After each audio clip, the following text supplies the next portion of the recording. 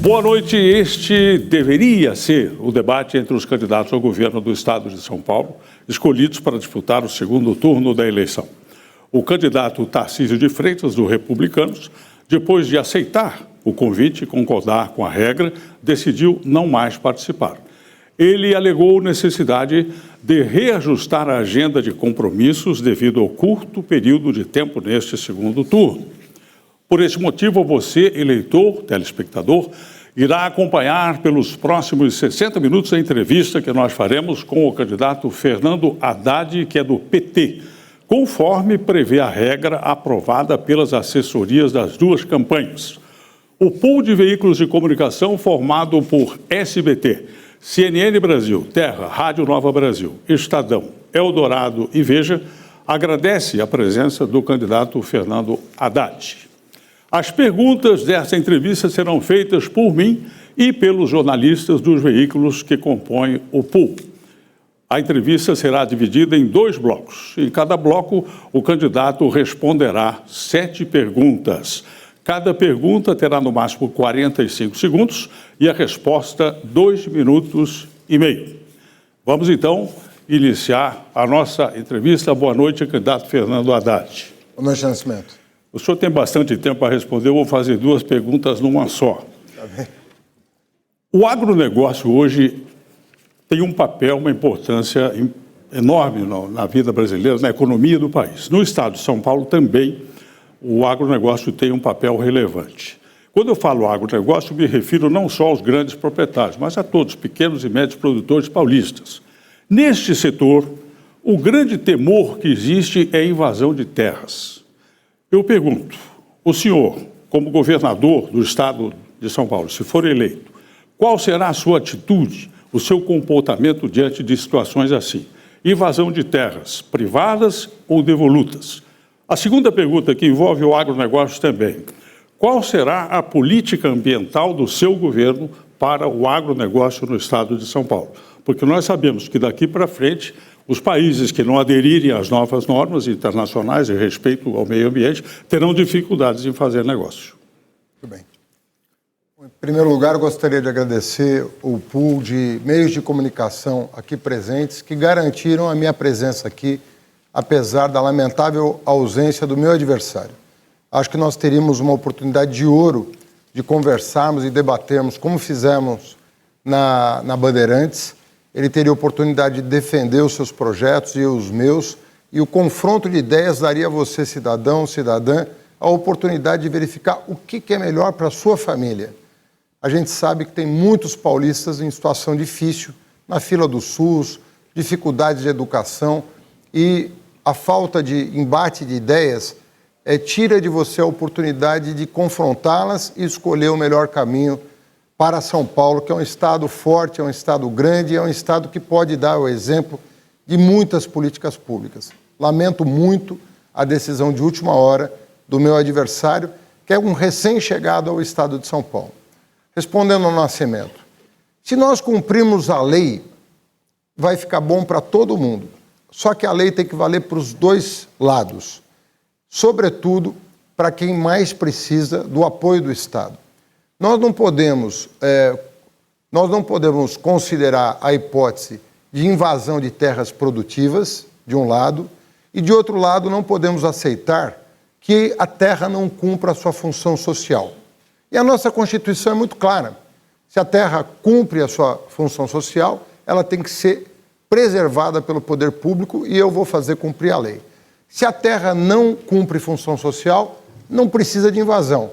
Basta fazer chegar ao conhecimento do governador que ele vai desapropriar para fins de reforma agrária. O que é isso? Fazer a terra produzir. Hoje, o alimento está muito caro no supermercado, porque a produção de arroz, feijão, mandioca e outros produtos, por habitante, está diminuindo no Brasil. Nós precisamos produzir mais alimentos no Brasil para que o preço caia e o seu orçamento consiga chegar até o final do mês. Então, terra tem que cumprir função social e não há necessidade nenhuma de violência para que a Constituição do Estado de São Paulo seja cumprida, desde que seja um governador comprometido com a lei. Bom, o tempo já foi, então vamos para a próxima pergunta, que será do jornalista Márcio Gomes, da CNN Brasil. Boa noite, Márcio. Oi, Nascimento. Boa noite, candidato. Muito obrigado pela sua presença aqui com a gente. Uma crítica bem comum feita por quem vive em São Paulo é sobre o valor dos pedágios. Virou até piada em quem viaja pelas estradas o quanto se paga. E o senhor tem dito em entrevistas que a cada fim de contrato o senhor vai sentar com as concessionárias, vai revisar os valores e vai reduzir esses valores. Só que, lendo o seu programa de governo, o senhor fala em criar um fundo para expansão e melhoria do transporte coletivo com uma porcentagem dos pedágios das rodovias estaduais. Daí eu pergunto, vai ser realmente possível baixar o valor do pedágio? E o que o senhor vai fazer caso a concessionária não aceite? Veja bem, qual é o grande problema dos contratos de pedágio em São Paulo? Eu vou ser bem didático para que todos possam acompanhar um raciocínio que funciona no mundo inteiro. Imaginem vocês que uma rodovia precisa ser duplicada. Você, em geral, faz o pedágio para que o parceiro privado, que vai antecipar o investimento, ele vai botar do bolso para duplicar uma rodovia. Você não quer tirar dinheiro da saúde, não quer tirar da educação, você vai tirar da onde? O parceiro privado vai fazer a duplicação e ele vai cobrar por, digamos, 20 anos um pedágio mais caro para justamente repor o investimento que ele antecipou. O que acontece no mundo inteiro no final do pedágio, no final do contrato? Você relicita o contrato. Você coloca aquele pedágio em concorrência pública e a concorrência faz baixar o pedágio. Isso aconteceu várias vezes aqui em São Paulo. Algumas rodovias pedagiadas foram relicitadas e a concorrência fez o pedágio cair 20%, 25%, chegou a cair 30%. Essa é a prática internacional. O governo atual não fez isso, né? O governo atual prorrogou contratos mantendo o mesmo valor. E isso não é uma prática transparente, é uma prática que foge da licitação. E é uma prática que também não é comum porque ela seja suspeita. Por que a prorrogação de um contrato sem vantagens para o usuário? Meu adversário também fez uma coisa, na minha opinião, errada. Como ele é do Rio de Janeiro, ele fez uma licitação na Dutra em que o pedágio só caiu no trecho do Rio de Janeiro. No trecho de São Paulo, ele não caiu. Porque, na época, ele não estava pensando em mudar para São Paulo e ser candidato a governador. Ele é nascido no Rio, criado no Rio, formado no Rio e estava com a atenção voltada para os interesses dos cariocas e não os interesses dos brasileiros. Porque se tivessem focado no interesse de todos os que usam a Dutra, o pedágio teria que ter baixado ao longo de toda a sua extensão, o que não aconteceu. Esse tipo de prática é que nós queremos afastar no estado de São Paulo. Comigo, venceu o contrato, vai ter licitação e o pedágio tem que ser uniforme ao longo de toda a rodovia. Obrigado. Agora, a jornalista Beatriz Bula, do Estadão. Boa noite. Qual a sua pergunta, por favor? Boa noite, Nascimento. Boa noite, candidato. O Estadão publicou uma série de reportagens chamada Agenda Estadão, com os temas que o jornal considera cruciais para discutir nas eleições deste ano. E um deles é o enfrentamento da extrema pobreza com políticas públicas capazes de gerar porta de saída também para os beneficiários. Gostaria de saber qual fórmula o senhor propõe para enfrentar a extrema pobreza no estado de São Paulo, que seja capaz de criar oportunidades também para os cidadãos, e também o senhor prevê a promoção de uma renda básica de cidadania no seu plano de governo. Como o senhor pretende viabilizar essa renda básica e quem seria beneficiado? Muito obrigado, Beatriz, pela pergunta. Eu acho que esse é um drama que está afetando não só a região metropolitana de São Paulo, mas também cidades do interior. Eu visitei de um ano para cá 150 cidades do interior, grandes, pequenas e médias. E pude ver, conversando com os prefeitos dessas cidades, que o drama da população em situação de rua, para dar um exemplo, é um drama que se espalhou por todo o estado. O crack, que também estava restrito às caracolândias de grandes cidades, em virtude da falta de políticas públicas de tratamento dessas pessoas, acabou se espalhando por todo o estado.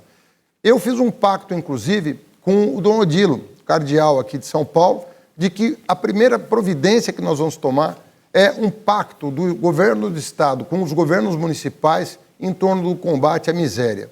E a renda básica de cidadania para a população abaixo da linha de pobreza é emergencial.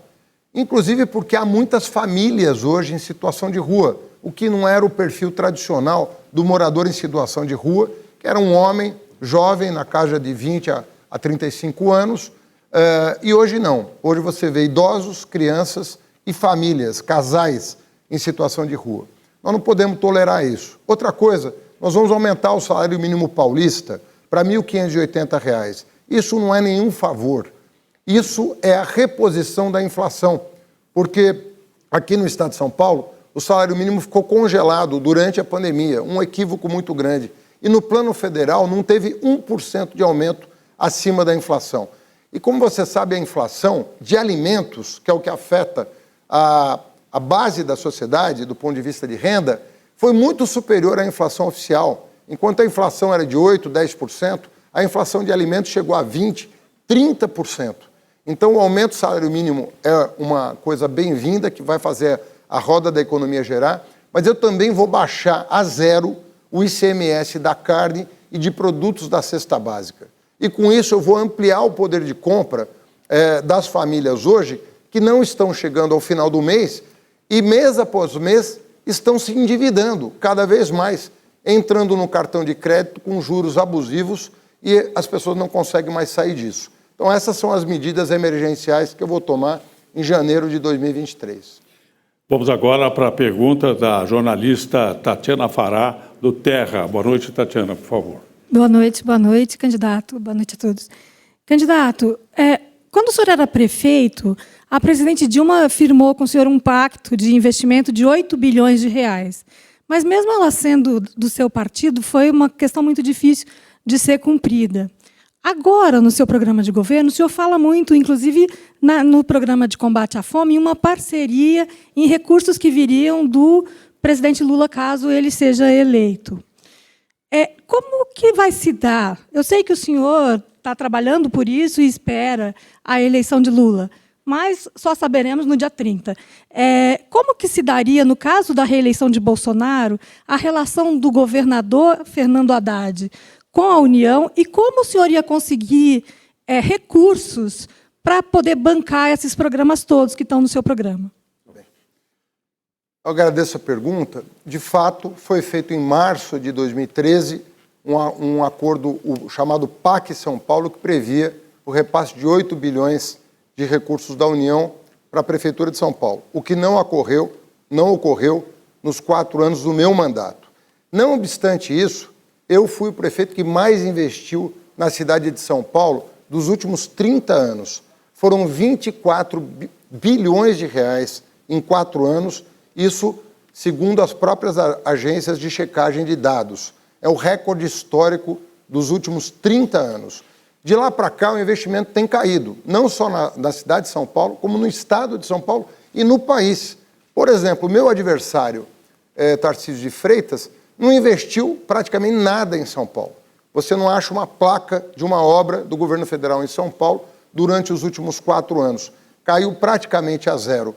Se você pegar o rol de estados, 26 estados do Distrito Federal, São Paulo ficou literalmente em último lugar nos investimentos federais. Então mudou muito para pior a relação federativa. E eu quero lembrar que também no que diz respeito à dívida de São Paulo com a União, nós tivemos também uma controvérsia com o governo federal. E naquele caso, eu cheguei a entrar com uma ação judicial, que foi ganha pela cidade de São Paulo, contra o governo federal, que obrigou a dívida da prefeitura com a União cair de 75 bilhões para 27 bilhões.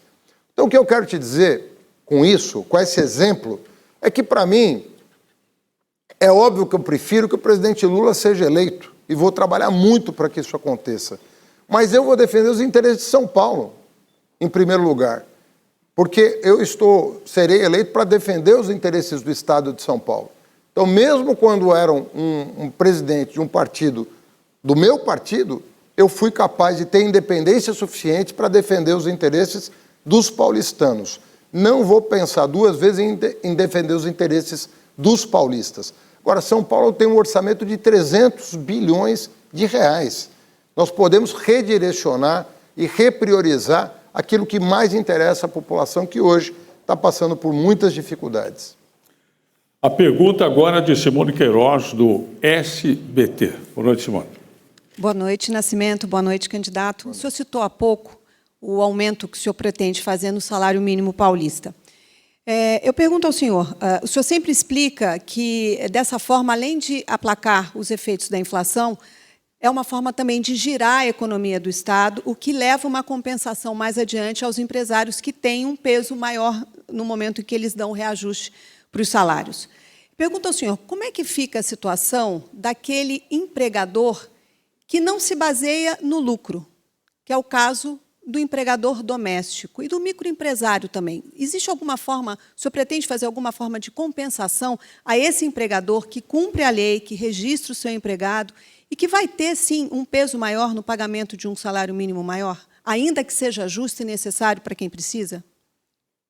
Simone, nós não podemos pensar em prejudicar ainda mais a população de baixa renda do nosso Estado. Eu disse e repito, não é nenhum favor. Nós estamos repondo os efeitos da inflação, que corroeram o salário mínimo paulista. O salário mínimo paulista sempre foi 20% acima do salário mínimo nacional. E por uma razão, o custo de vida em São Paulo é mais caro do que no resto do país. A cesta básica em São Paulo é a mais cara do Brasil. Então não é favor. Isso vai ajudar a economia, ao contrário do que podem pensar alguns economistas que não entendem como a roda da economia gira. Vamos pegar o exemplo do governo Lula. Em 8 anos, nós tivemos um aumento acima da inflação de 74%, acima da inflação. No caso do governo Bolsonaro, foi 0 acima da inflação, não teve nenhum ganho real. O que aconteceu com a economia no governo Bolsonaro? Crescimento da economia, eu não vou pegar o crescimento comparativo, vou pegar com o que aconteceu no mundo, porque você que está em casa vai dizer, não, mas foi efeito da pandemia. Enquanto o mundo, durante a pandemia, cresceu 2% ao ano, o governo Bolsonaro cresceu 1%. E isso muito por conta dos investimentos da pasta do Tarcísio, que foi um fracasso geral. O Tarcísio executou 31% do orçamento de infraestrutura do país. Orçamento autorizado pelo Congresso Nacional, ele só executou 31%. No governo Lula, ao contrário, enquanto o mundo crescia 2,5% em média, nós crescíamos 4% em média. Ou seja, nós crescemos muito acima da média nacional, enquanto agora nós crescemos da média mundial, enquanto agora nós crescemos metade da média mundial. A valorização do salário mínimo é um ingrediente da retomada do crescimento econômico em bases sustentáveis.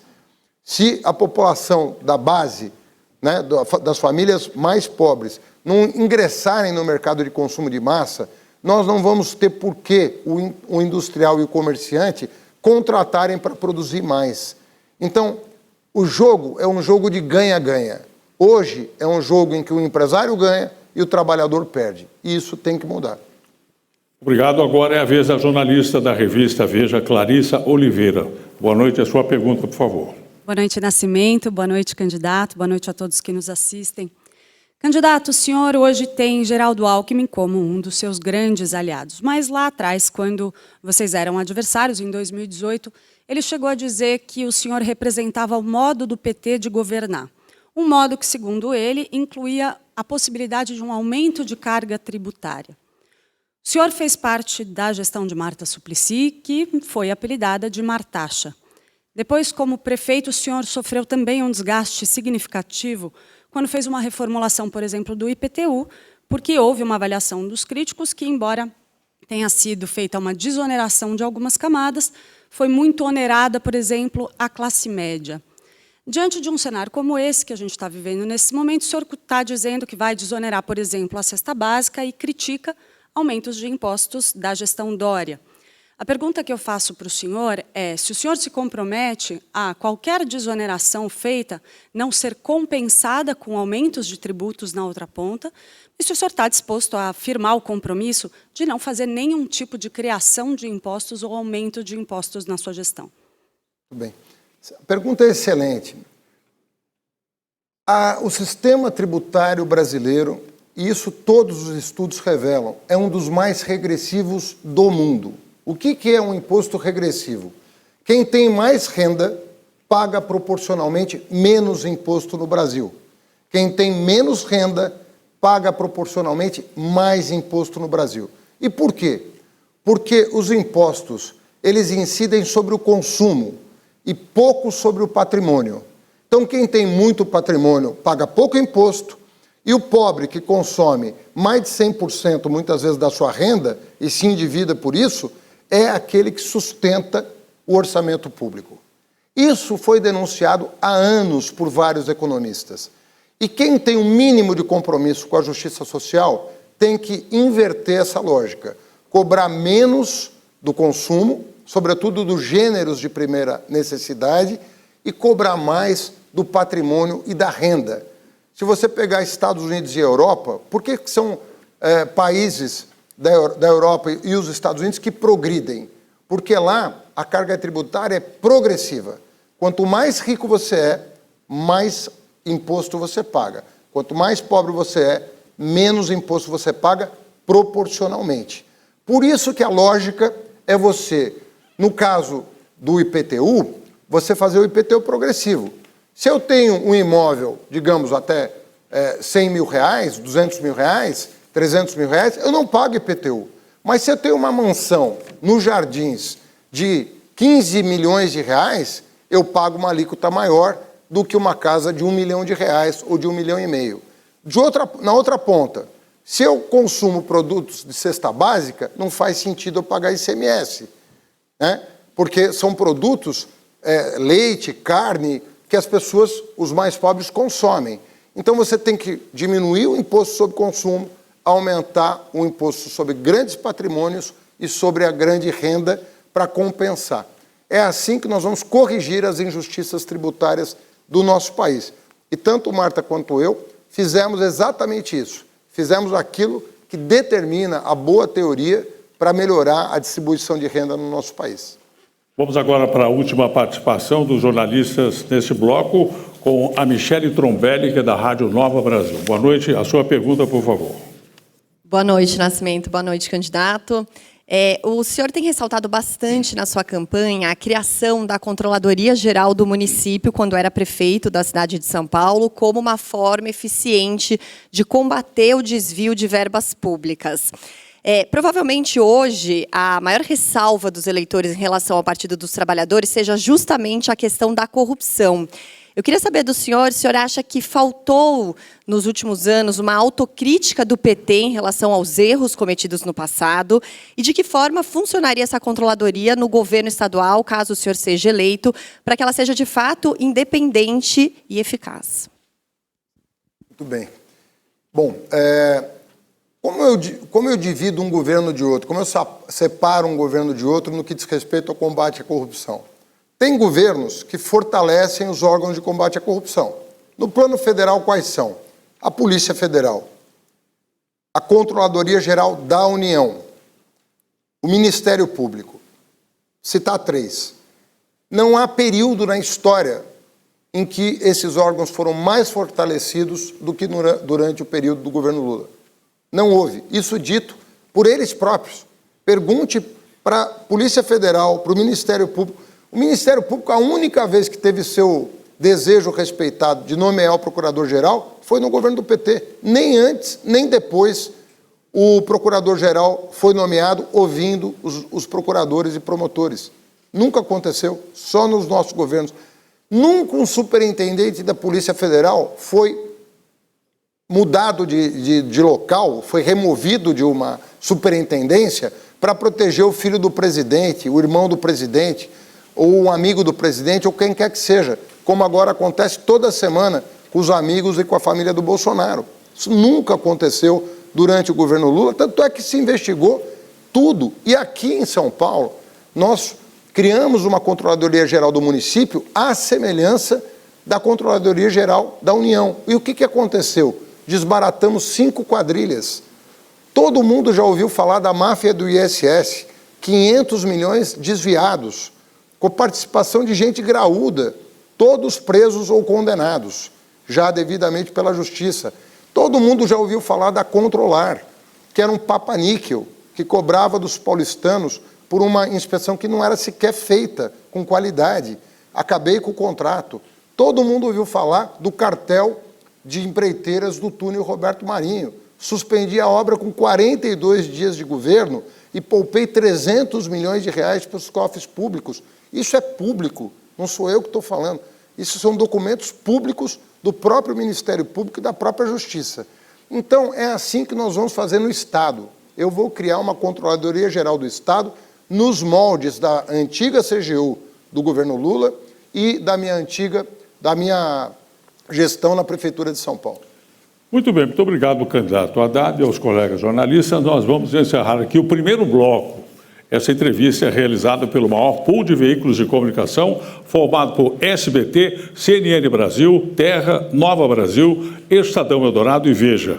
Você pode acompanhar a entrevista também pelo celular, no YouTube da CNN, do SBT News, na Rádio Eldorado e Rádio Nova Brasil, além dos sites de Veja, Estadão e Terra. Voltamos já já.